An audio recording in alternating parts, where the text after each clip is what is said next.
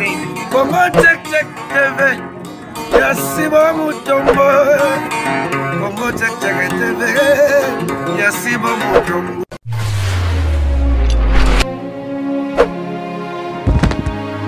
Salut Nabino Nyonso Balandi à Congo Check Check TV.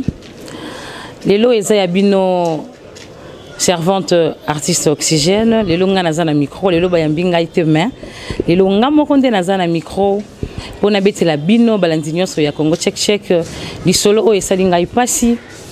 Na lobi na robomba ngai mokote fona kabolango nabino ba téléspectateurs ya Congo Check Check TV au Vandi vous allez partout na monde mobimba. Lisolo ya leo nazobetela bino eza lisolo moko ya mawa ya pasi. Eza na famille o bazolela. Eza na famille o bazali vraiment na pasi na mitema bazolela. Muto kosunga bango azate. Papa wana aza na pasi na motema, bandeko basi wana baza na pasi, po babungisi ya bango moko, ya na bango liboso ya mwasi bazalaki na ye, bazalaki lokola espoir ya famille na bango. Yango le na baki nakabona bino lisolo oyo, bo pesa ba suggestion na bino, bo pesa ba contribution na bino na ba commentaire na nyonso bozana ngo pona kosunga famille wana. En tout cas, osala bango moi bien. En tout cas, aujourd'hui pour aujourd'hui, Oxygène parle. Lisolo na ngai ezaboye. Ezaki na ndeko mwasi moko abandaki kofanda kaka ana commune ya ville province na biso ya Kinshasa. Ndeko mwasi wana kombo na ezalaki Carmen Poutou. Mwana mwasi wana avandaki na endeka ba jeune fille avandaka na bango na Kinshasa wa. Tango apusani mo age pusani ezaki nelenge mobali moko na kombo Patrice ayaki ayeko bima fiancé ko sala ayeko prédoter pa na bango. Mwana mobali on a prédoté ye ndenge zalaka na biso na kin awa soki mobali a prédoté mwasi ba mona rango libala mobimba yango wana basengi balobi ke non azwa mwasi na ye bafanda na ye ba pesi ye mwasi Carmen akiko va na maboko ya mobali na ye Patrice.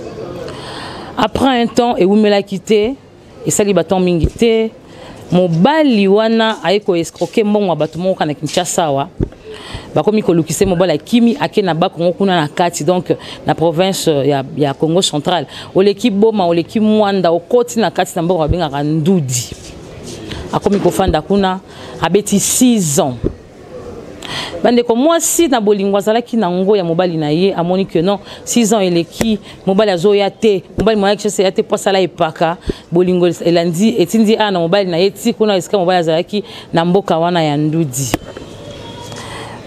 Carmen na longoli makola futi bien na ye aketi na mboka kwa na mobali na ye na mboka wana famille te ndekote camarade te alandika ka bolingo kokoma koma ke umela kite moi sa komi na zemi.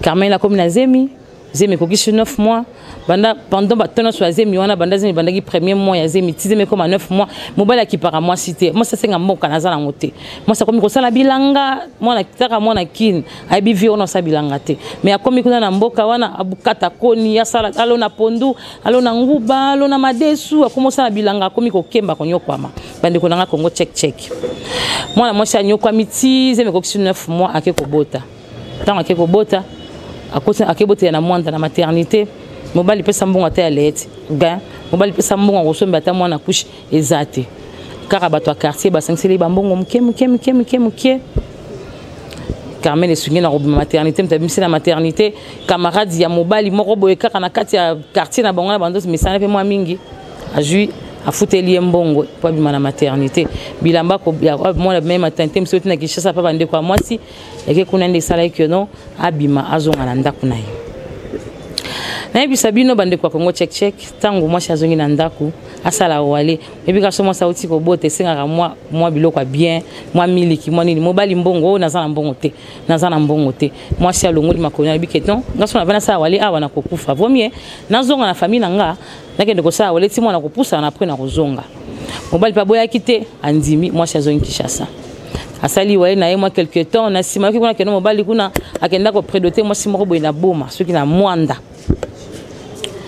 moi je l'ai qui est bien biso basi tozala ramte mamoto motabite fona zonga pa mobali nanga po bambe ba kobotola nga place moi si alongwe awa po azongi suku na mboka wana mwana posa comme déjà ba 7 mois 6 mois 7 mois kozonga zongi kuna likambo ya pasi eumelaki pété quelques un mois deuxième mois après Carmen a commis na zemi ya mibale kokoma komi na zemi mobala wangani o zemi na ngai te zemi oyo ndenge za wana seke za mobala bando utana kishasa mwasa lobi zela mwana bota masoki mwana kobota ma elungi na yo te wana lobi ponga na bike zemi oyo za ya yo mobala boya mais moi j'ai insisté avant na ndako bandeko banda avandaki na ndako mobali ko finga mwasi ko gangela mwasi ko bengana mwasi même na ndako azalaki na kimia te mwana wana basango zo comme la famille na ye awa olie basa effort mwana bonga zonga tana kishasa mais batiki kaka mwana nini ya mwana za libala pona nini mama kufa papa za na ba possibilité te alors mwana il faut tikala kuna posa ndako na libala suka mwana mama muke azu vra na kanga suki soka ngi bato suki azuma muke nde yangwana abande ko mibikela na zemi yona zonyo kama zeme ko kisaka 9 point ko kisi 9 mois bande ko yoka suite à lisolo tangu zeme ko kisi 9 mois Carmen akompemena ko kende ko bota ayoka kuna mbanda na ye o bakenda ko pesa la prédote wana sango yeke mbanda wana aboti pe azalaki na même mboka wana oyo mobali azalaki et puis si est troublé atuna mobali kanga ya mobali siliki ya mobali a touti eloko eloko mususu moi c'est na zeme comme presque à terme mobali a beti moi c'est si moi c'est akufaka te moi c'est l'hémorragie interne moi c'est akufi Carmen a kufi mobali a moni soma qu'est-ce que moi c'est na hôpital babi que moi c'est akufaki déjà batie na morgue mobali a bengi na kishasa wa o allo famille moi na bino awa kende ko bota c'est l'hémorragie akufi famille bakambe moi ni akufaka na hémorragie moi ça kufaka na hémorragie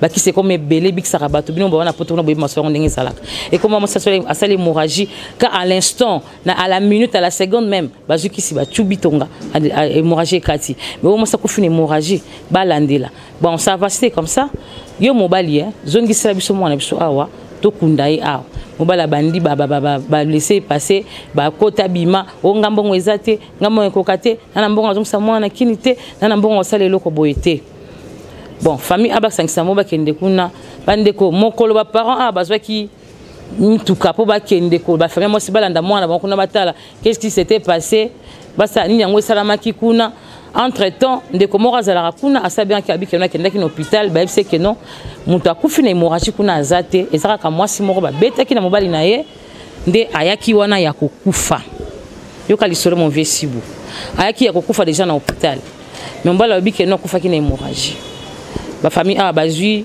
bus bakoma kuna na mboka kuna mobala ayeko kutana bango na mwanda beba koma na mboka wana ote kuna mboka wana so bokomi kuna za na kindoki makasi ba koboma bino so bokomi kuna batamboka baza mtia beba kolia bino boya kokufa pamba leta bamba ofanda wana bazela rapitongo ete na bakende nzoka mobala sazaki kora mwana wana na butu 18h 19h akeko kunda na tongo femba bongo bakoma kuna bozo kende kuna mwana bino basi bakunda ki déjà inconnu na mboko ayebite batu azana famille kuna te famille batikali même na mwanda ya kundi mwana batu ye moko eko zwa valise mwana bilamba o ya Carmen eko tikango ti na mwanda eska papa ne bazalaki o biloko mwana bino yangoyo bazuto en kosukola ete asolo na famille te eloko moko te ba moni corps ya ndeko Carmen te karande ba monaki bandana na morgue na mwanda na matiti na nzoto akufi maboka kokanga mwana soki pa azali o mwana tikali mwana azali tango ba fama ba kei tata mwasi ya mwana nani tata mwasi ya mwana lobi keno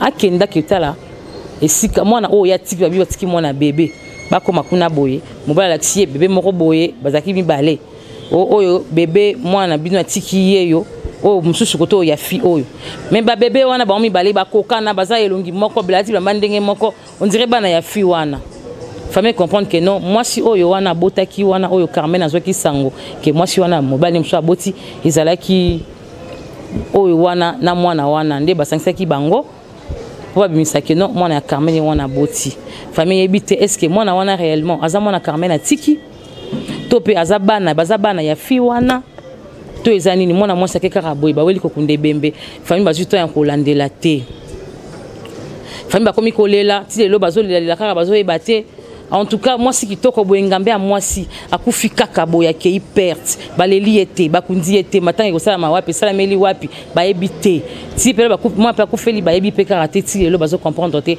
baloba nani bakotuna kemo pa na nani yango babenga kinga ya bino oxygène bayebisanga babetela nga lisolo ceux qui te rejoignent bon solution nini ngana habité bande Congo check TV be ko lisolo somo allez moi si moi na kiei bébé atikali famille pauvre papa ça l'a raté malheureux maman kufa bana batike bon orphelin et la grande sœur bande ko sunga famille c'est elle qui est partie famille basala nini je connais bande ko ya Congo check boy bisa bisonana est-ce que ce basi bakundi mutu akop dans libulu balandera sous dossier pour déjà c'est akufi boko yeba ndenge nini babeta kié to basala ki mabe to pasa ke hémorragie ya solo et ko yeba na ndenge nini yango moninga na yaki liboso na bino pona pesa juste conseil na ba famille ata toza ba pauvre ata toza na le côté le mariage c'est pas seulement ça la fin du monde basi beba bana bango pété baza vivre baza na bango pe bien.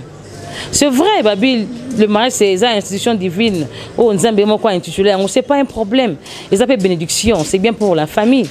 Mais pour un ko sacrifier mon atina niveau wana akende ko vanda na mboka musike sika de côté famille te camarade te. Mobali criminel akima awa sala mabe akenda kuna bamboka. Si mwana lungu awalanda akende kuna azonga ote ozonga pa mobali na ye avanda atezonga pa mobali na yo. Siko mwana ye wana kufi. Ali famille botikali na nini. Bana ni ba perdre. C'est la famille qui perd. Famille nde ezangisko ya bango ngambe mwasi. En tout cas bande Congo check malobeza na mboka na bino boyoki lisolo oyo oxygène na beteli bino vraiment eza histoire moko eza vraiment déplorable. Donc pas moyen ko sepela nango moyen ko sala kutu na sengwete po sala motema passe. Ngako na redemption mobali na zaka pembeni nanga wande o Carmen azaki boyeni mobali na pembeni nangai boye. Donc aza moto ko traduire en justice pour comprendre qu'est-ce qui s'est passé.